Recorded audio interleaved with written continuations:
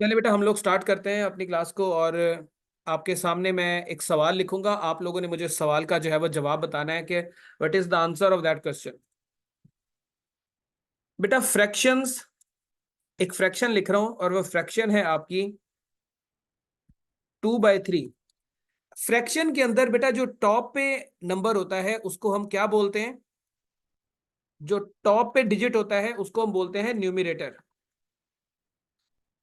उसको न्यूमरेटर कहा जाता है। और जो डाउन साइड पे नंबर होता है उसे क्या बोलते हैं? या बॉटम पे जो नंबर होता है उसे हम बोलते हैं डिनोमिनेटर। ठीक है, डिनोमिनेटर। तो न्यूमरेटर एंड डिनोमिनेटर। अब आपको एक फ्रैक्शन दे दी गई है 2/3, और दूसरी फ्रैक्शन है 4/5। सवाल आपसे यह पूछा जाता है कि इन दोनों में से बड़ी फ्रैक्शन कौन सी है। आपने एमसीक्यू सॉल्व करना है और आपके पास लिमिटेड टाइम होता है, 200 एमसीक्यूज के लिए 200 मिनट है। तो आप बैठ के प्रॉपर मैथमेटिकल कैलकुलेशन करने बैठ जाएंगे तो शायद टाइम ज्यादा लग जाए कि पहले इसका एलसीएम लें फिर उसके साथ सॉल्व करें। इसका कोई आसान तरीका कार जिससे आपको पता चल सके कि बड़ी फ्रैक्शन कौन सी और छोटी फ्रैक्शन कौन सी है। क्विकली बताएं, आप लोगों के पास 15 सेकंड का टाइम है या 20 सेकंड का। आप लोगों ने बताना है इन दोनों में से बड़ी फ्रैक्शन कौन सी है, 2/3 या 4/5। शाबाश सदफ बेटा, शाबाश। 4/5। हिरा शाबाश।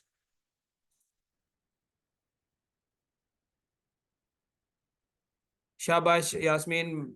हसनैन। 2/3 महम कह रही हैं। चलें जी।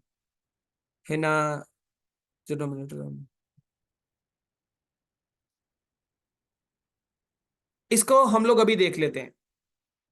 इस तरह के सवाल में बेटा जहां पर आपको ना पता चल रहा हो कि कौन सी फ्रैक्शन बड़ी है कौन सी छोटी है, तो आप एक काम किया करें।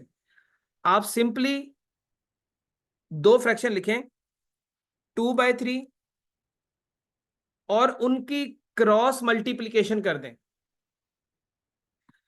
क्रॉस मल्टीप्लीकेशन क्या होती है? क्रॉस मल्टीप्लीकेशन बेटा होता है, अब मैं यहां पे आपको बता देता हूं थोड़ा सा। ये 2/3 हो गया और ये हो गया आपका 4/5। क्रॉस मल्टीप्लीकेशन का मतलब है कि पहली जो फ्रैक्शन है उसका न्यूमरेटर दूसरे के डिनोमिनेटर से मल्टीप्लाई कर दें, और दूसरी का न्यूमरेटर पहले के डिनोमिनेटर से मल्टीप्लाई कर दें। अब आंसर क्या आएगा? इन दोनों को मल्टीप्लाई किया, 2 × 5, आंसर आ गया 10।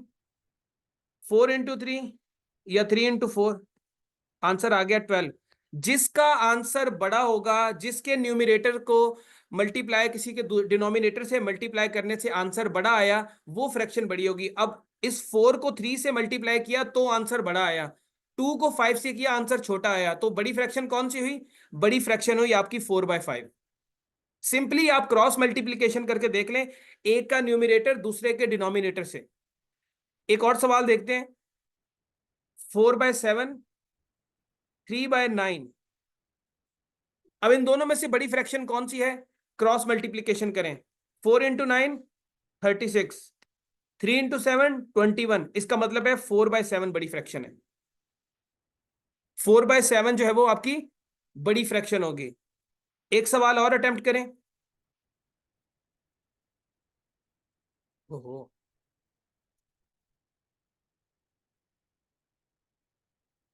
बड़ी फ्रैक्शन कौन सी है?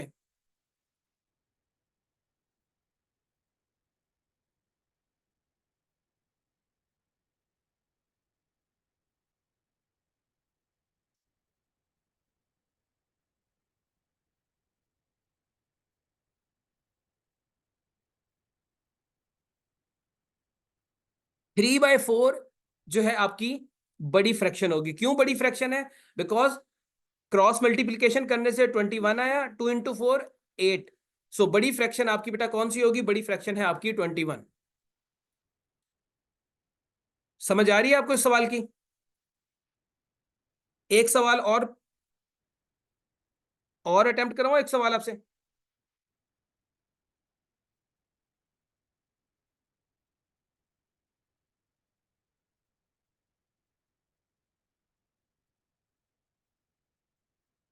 कौन सी फ्रैक्शन बड़ी है? हाँ जी, बस न्यूमिरेटर को देखना है, न्यूमिरेटर को डिनोमिनेटर से क्रॉस मल्टीप्लीकेशन करवा देनी है। मैं उसका भी, अरसलान उसकी तरफ भी आता हूं, बेटा पहले इसको देख लें।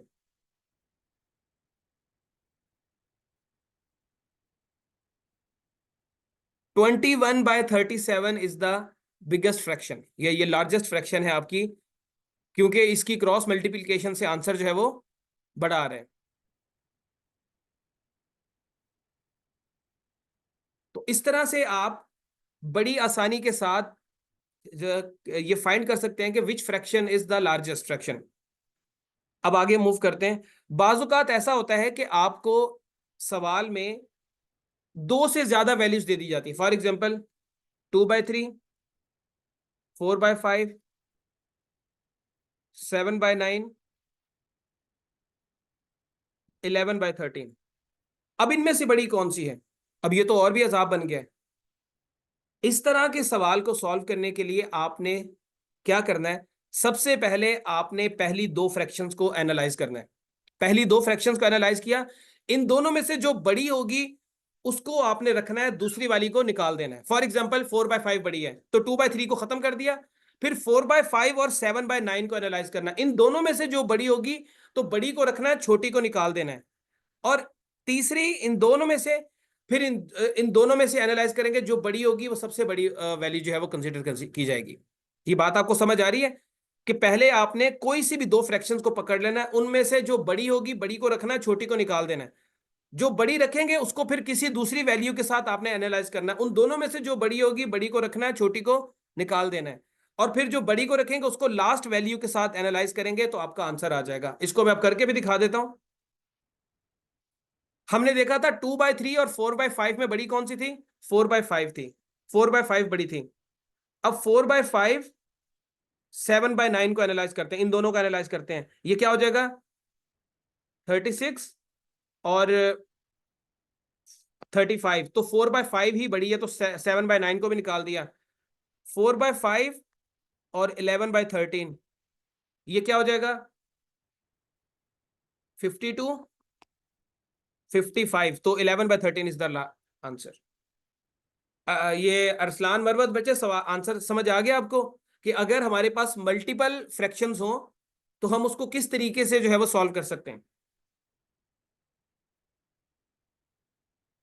अगर हमारे पास मल्टीपल फ्रैक्शंस हो तो उसको किस तरीके से सॉल्व करना है। मैं आपको एक सवाल देता हूं, आप जरा इसको अटेम्प्ट करें और मुझे बताएं कि इनमें से बड़ी कौन सी है।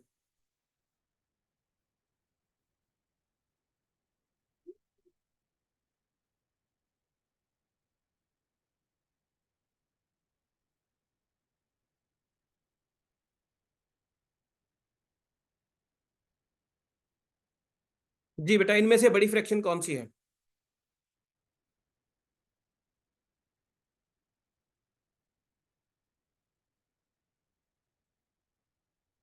हार्डली सिर्फ आपको जो मल्टीप्लीकेशन में टाइम लगेगा वही टाइम है, उसके अलावा आपको फौरी तौर पे पता चल जाता है। मुनव्वर बिल्कुल ठीक आंसर है आपका। बाकी बच्चे भी बताएं।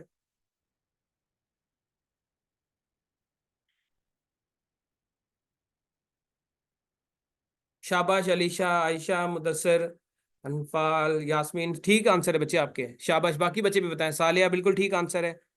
अरसलान, जैनब, सना, हमना, सब बच्चे ठीक हैं बच्चे। ये सदफ आपका आंसर गलत है। इकरा का आंसर भी गलत है। रामीन बच्चे, आपका भी आंसर गलत है।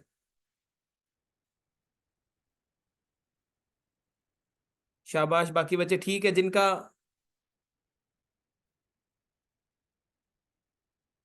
नहीं, जरूरी नहीं है न्यूमिरेटर जिसका बड़ा हो वो जरूरी नहीं है कि उसका आंसर बड़ा होगा, क्योंकि बाज औकात ये चेंज भी हो सकती हैं। डिनोमिनेटर या न्यूमिरेटर का आप उस चक्कर में ना पड़े, वो एक रिस्की मामला, उसमें जो है वो प्रॉब्लम हो सकती है कहीं ना कहीं। आप सिंपली ये क्रॉस मल्टीप्लीकेशन वाला मेथड देखें, ये ज्यादा सेफ है। कुछ सेकंड्स में सवाल जो आपका सॉल्व हो जाता है और आपको किसी किस्म की कंफ्यूजन भी नहीं रहती कि यार वो सवाल पता नहीं ठीक था या गलत था। तो क्रॉस मल्टीप्लीकेशन वाले मेथड को आप माइंड में रखें बस अपने।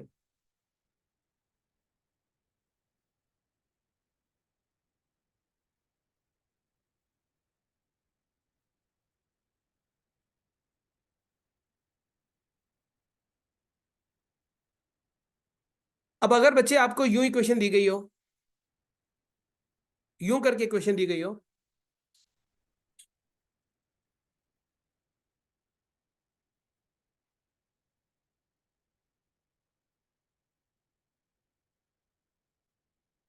हम्म,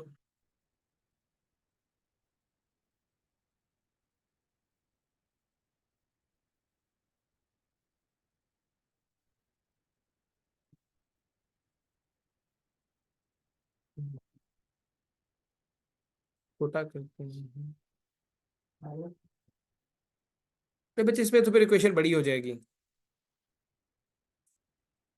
वैसे इस तरह के सवाल में कोई मुझे मिक्स इक्वेशन बताए जो आपके माइंड में आ रही हो।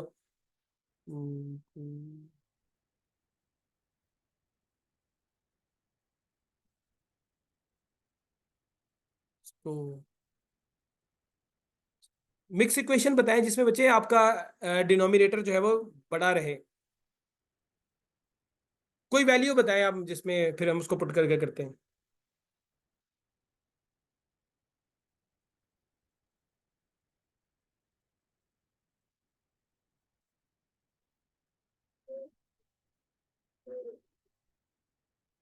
चले इसको भी अभी निकालें, मिक्स फ्रैक्शन मेरे माइंड में कोई आ नहीं रही।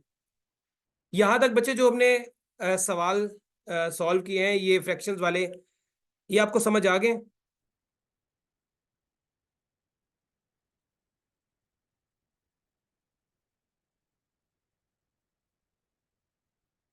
हाँ जी, मिक्स्ड में जो है वो डिनोमिनेटर आपका छोटा ही रहना है। मिक्स्ड में आपका डिनोमिनेटर जो है वो छोटा ही होगा, बिल्कुल सही कह रहे हैं आप। एक सवाल और सॉल्व कर देते हैं। एक सवाल बच्चे कह रहे हैं कि सर एक और करवा दें।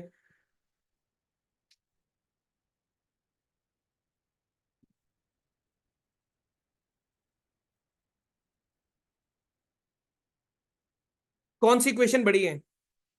3/9, इनको क्रॉस मल्टीप्लीकेशन करें, जिसका आंसर बड़ा आएगा वही क्वेश्चन आपकी बड़ी होगी। आंसर बताएं कौन सी क्वेश्चन बड़ी है?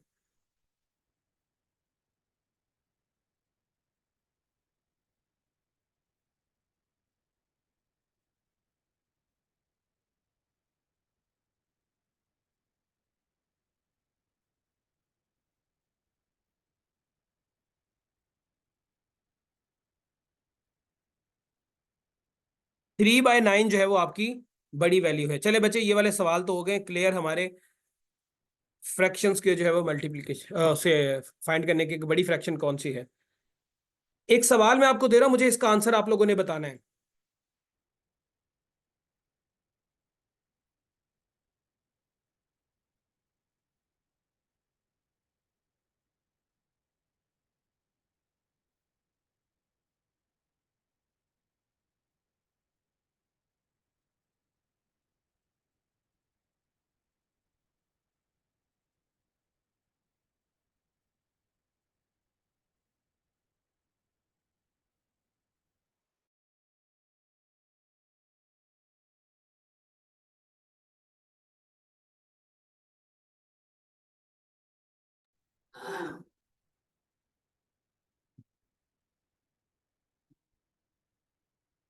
इसका आंसर बताएं, क्या आंसर होगा बच्चे?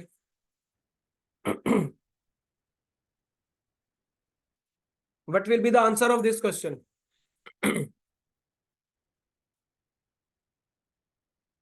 ये जो वर्टिकल में आई आई नहीं लिखे हुए, ये बार्स हैं। ये वर्टिकल जो साइड,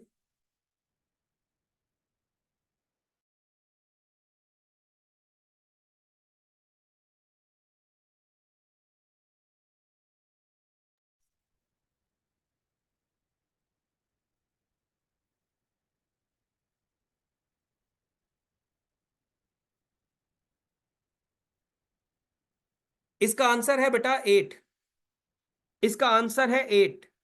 अब 8 कैसे आता है यहां पे बच्चे? ये जो आपको -4 और 4 के गिर्द आपको जो नंबर नजर आ रहे हैं, ये जो बार्स लगे हुए हैं, इन बार्स को कहा जाता है एब्सोल्यूट वैल्यू। इनको क्या कहा जाता है?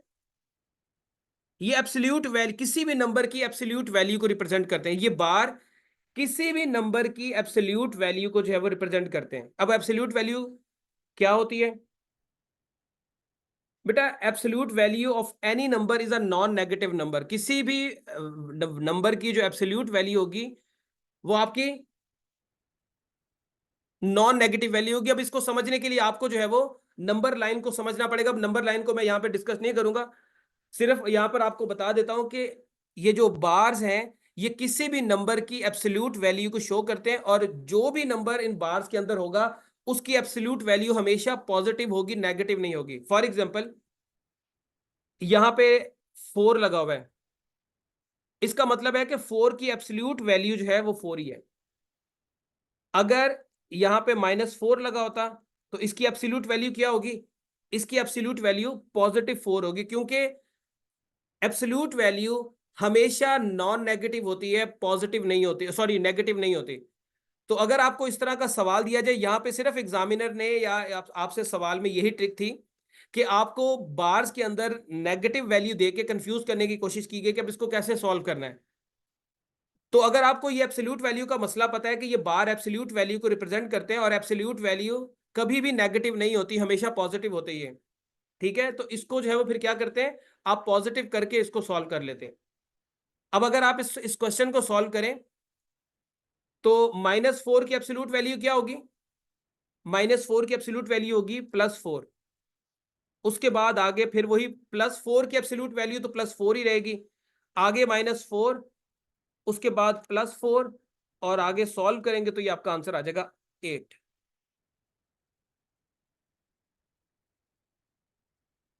ठीक है, एक सवाल और दूं इस तरह का आप लोगों को। बेटा अब मैंने आपको कहा कि एब्सोल्यूट वैल्यू बताने के लिए आपको नंबर लाइन पे जाना पड़ेगा। बेसिकली एब्सोल्यूट वैल्यू क्या होती है? ये नंबर लाइन के ऊपर आपको बताती है कि कोई नंबर जीरो से कितना दूर है, रिगार्डलेस उसकी पोजीशन, वो नेगेटिव साइड पे कितना दूर है या पॉजिटिव साइड पे कितना दूर है। वो एक और सवाल आपको बेटा मैं देता हूं, उसको जरा आप सॉल्व करें।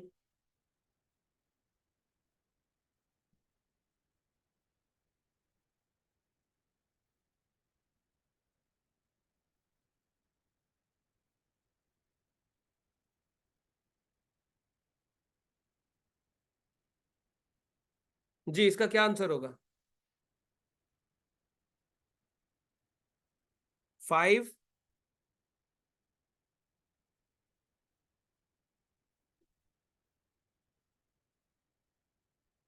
शाबाश शाबाश, वेरी गुड। जल्दी से इसका बताएं, ये मुनव्वर 11 कैसे आंसर आ गया बेटा आपका? 36 भी गलत है,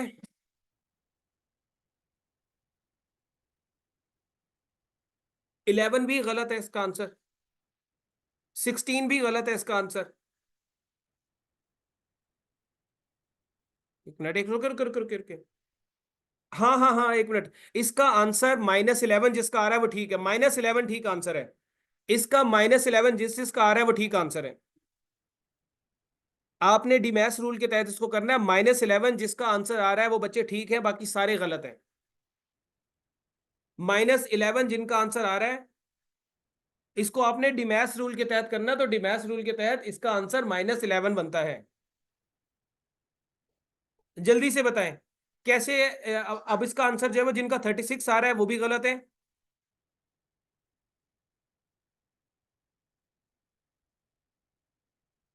हाँ जी, पहले एब्सोल्यूट वैल्यू को सॉल्व कर लेना, सॉल्व करने के बाद भी फिर आपका पहले मल्टीप्लिकेशन का ऑपरेशन होता है और उसके बाद फिर आप उसको जो है वो लेके जाएंगे प्लस की तरफ या माइनस की तरफ।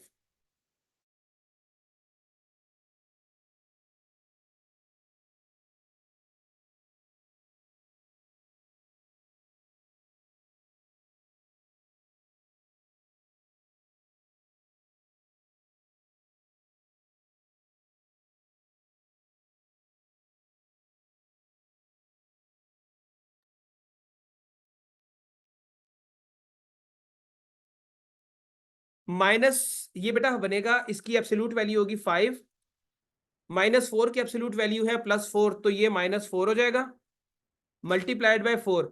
अब डिमैथ्स रूल के तहत पहले आप क्या करते हैं, पहले आप मल्टीप्लिकेशन का ऑपरेशन करते हैं, तो 5 माइनस ये कितना हो जाएगा, 8 हो जाएगा, सॉरी 16 हो जाएगा, 16 हो जाएगा।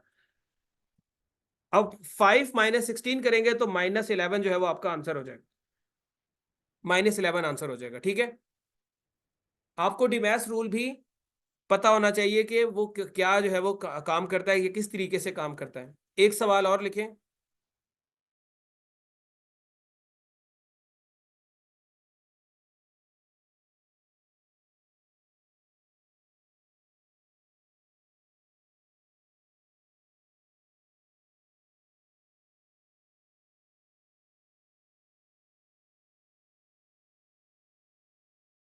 नेक्स्ट क्वेश्चन बच्चे मैं दे रहा हूं आप लोगों को, जरा इसको सॉल्व करें।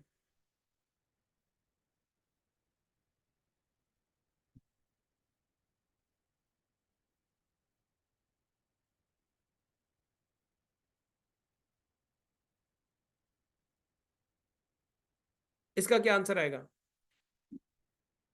Absolute value of -7 -3 divided by 2।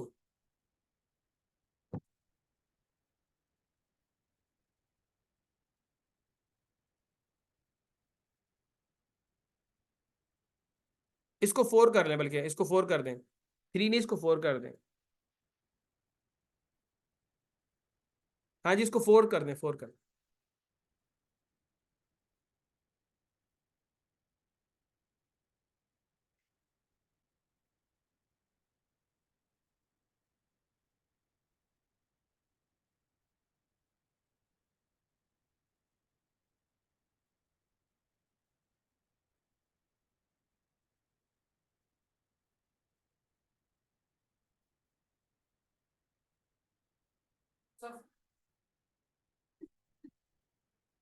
क्या इसका आंसर आएगा?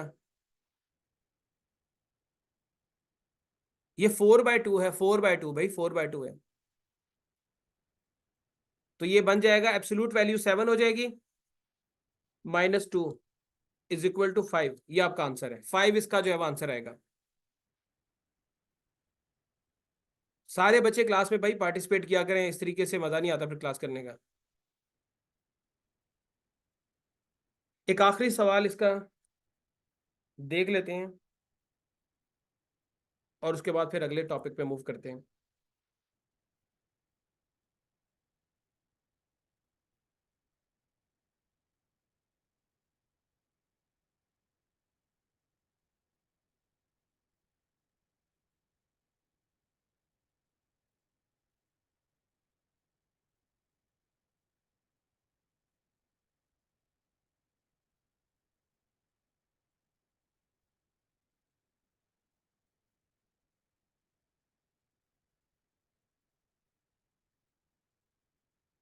इसको करें सॉल्व जरा। 3 - 4 और इसकी एब्सोल्यूट वैल्यू मल्टीप्लाइड बाय 4 + 5, इनकी absolute value -15।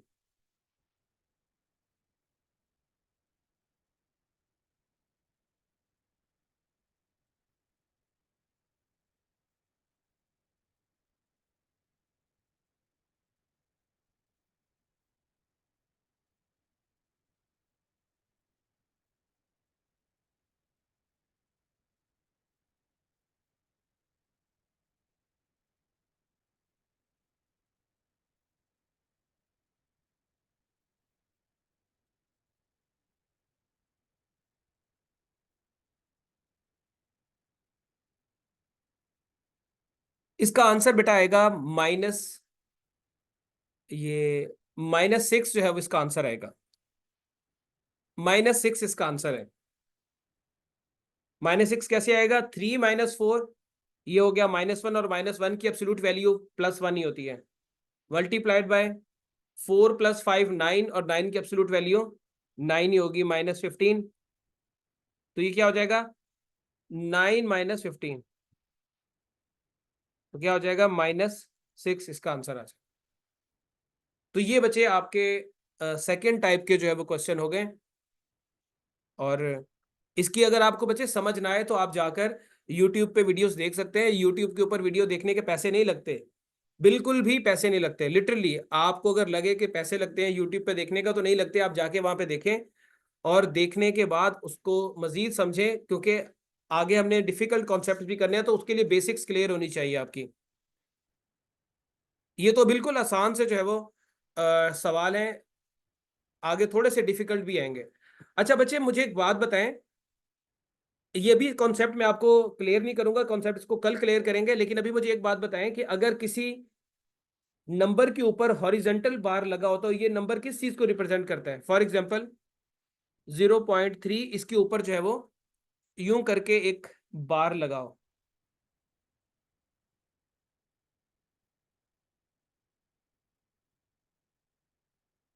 It is known as विनकलम, या इसको रिपीटिंग बार भी बोलते हैं। ये किस चीज को शो करता है, विनकलम या रिपीटिंग बार?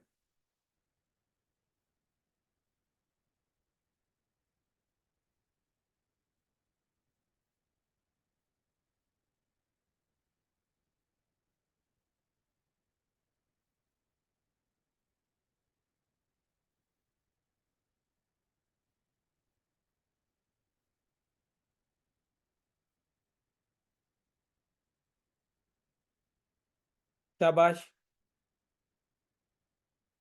लारैब कह रही है टर्मिनेटिंग नंबर।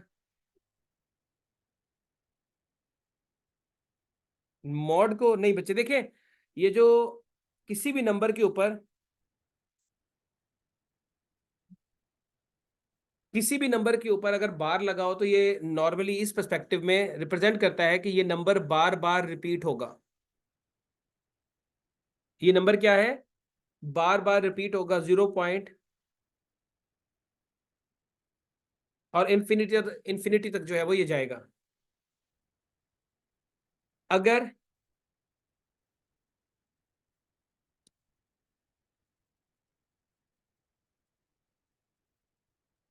इसको कल डिटेल में डिस्कस करेंगे, अभी सिर्फ मैं इसकी बेसिक्स अभी स्टार्ट वैसे जो है वो नॉलेज पर्सपेक्टिव से आपसे डिस्कस कर रहा हूँ। 0.12 और 12 के ऊपर बार लगा हुआ है, तो उसमें रिपीटिंग नंबर या रिपीटिंग डिजिट कौन सा होगा, बार बार जो रिपीट होगा?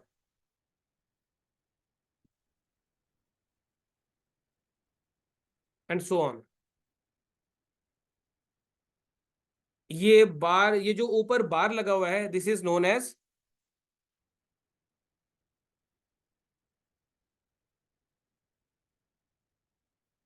इस ये जो है वो बार बार जो है वो ये डिजिट रिपीट होगा, तो इसको हम विंकलम भी बोलते हैं और रिपीटिंग बार भी बोलते हैं, और सिंपल इसको बार भी कह सकते हैं।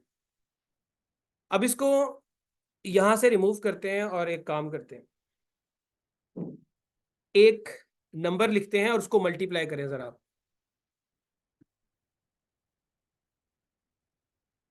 इसका आंसर क्या होगा बेटा, जल्दी से बताएं, इसका आंसर क्या होगा?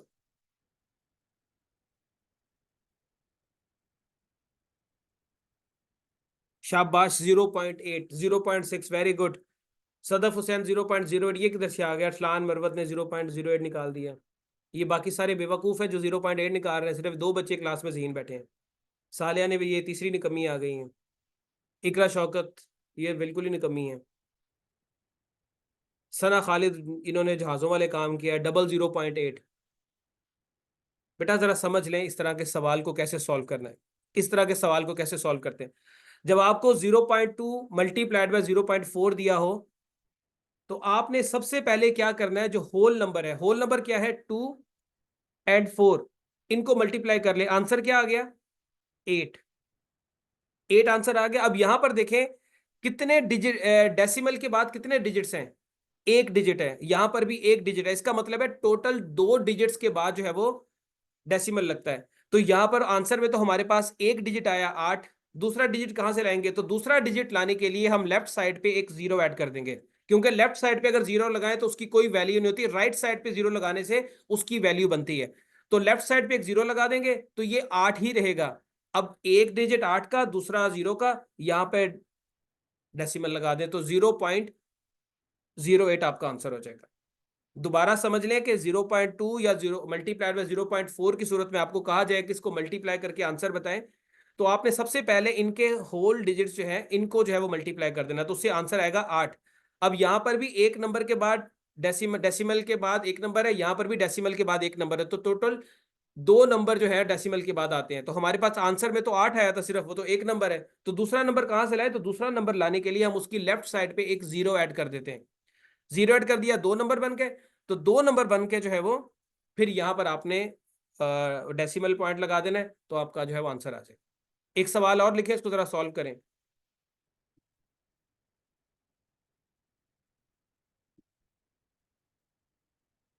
इसका क्या आंसर होगा? 0.3 मल्टीप्लाइड बाय 0.02।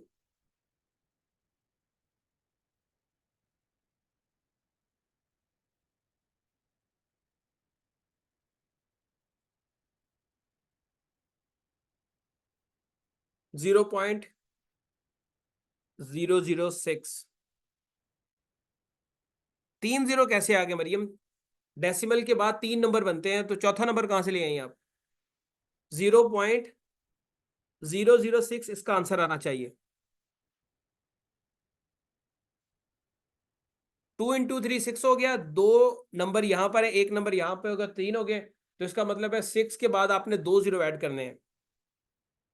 ये यूं बनेगा 6, उसके बाद 2 जीरो, 1 जीरो, और दूसरा ये हो गया आपका डेसिमल लग गया, तो 0.006 आपका आंसर आ गया। एक सवाल और सॉल्व करें।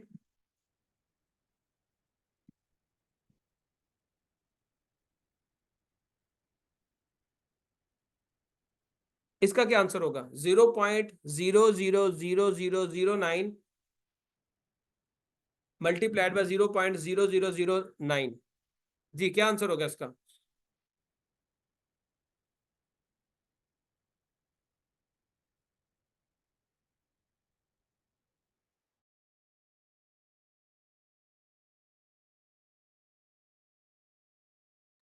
नहीं मारिया जमान, आप जीरो तो काउंट करें ना, डेसिबल के बाद कितने नंबर हैं? तो 5 नंबर तो नहीं बनते। 4 नंबर ये हैं और 6 नंबर ये हैं, तो तकरीबन 10 नंबर तो बन गए आपके। तो 9 × 1 = 81। 2 नंबर ये हो गए, 3 4 5 6 7 8 9 10।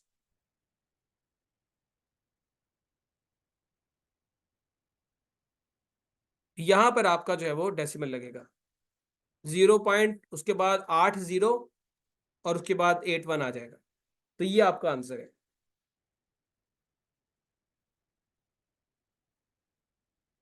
कैसे 12 बन जाएंगे? 8 जीरो है और 2 नंबर ये हैं, तो 10 नंबर हो गए। यहां पर भी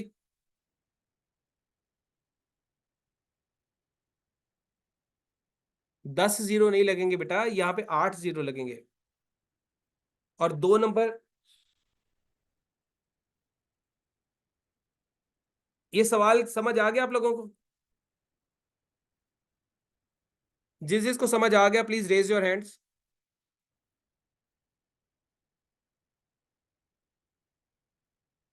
चलें जी, इसको रिमूव करते हैं। और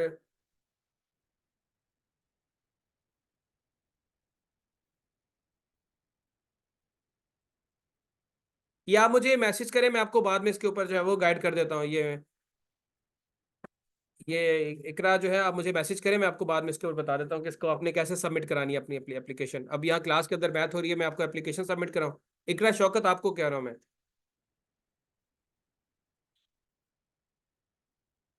उसके बाद बच्चे आपका आ जाता है।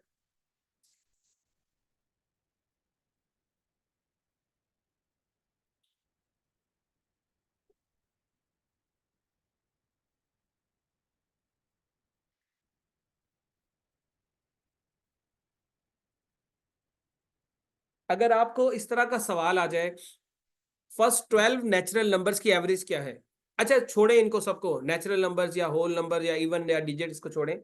मुझे ये बताएं, होल नंबर्स और आपके नेचुरल नंबर्स में क्या फर्क होता है, या ये होते क्या हैं? कल की वीडियो आपने देखी होगी, तो उसमें मेरे ख्याल में आपको पता ही होगा।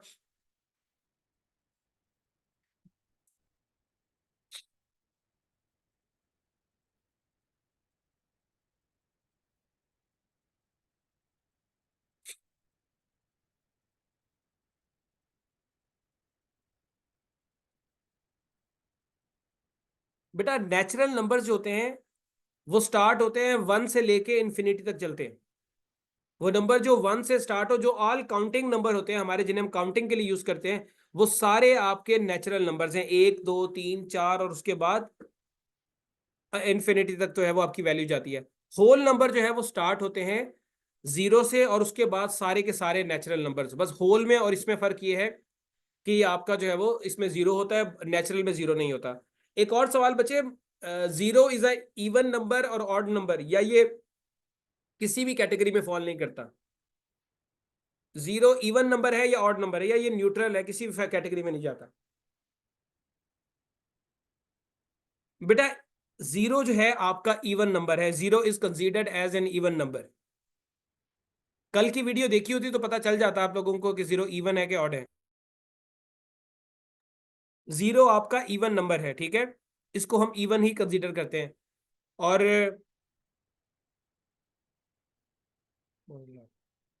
वो कौन सा नंबर है बेटा, वो कौन सा नंबर है जो है तो इवन, शॉर्टेस्ट इवन नंबर, वो एक ही इवन नंबर है जो कि आपका प्राइम नंबर भी है। प्राइम नंबर सारे ऑड है, सिर्फ एक नंबर जो है वो आपका 0 भी तो कह सकते हैं ना, सारे भाग के, कोई 6 कह रहा है, कोई 2 कह रहा है, कोई 4 कह रहा है।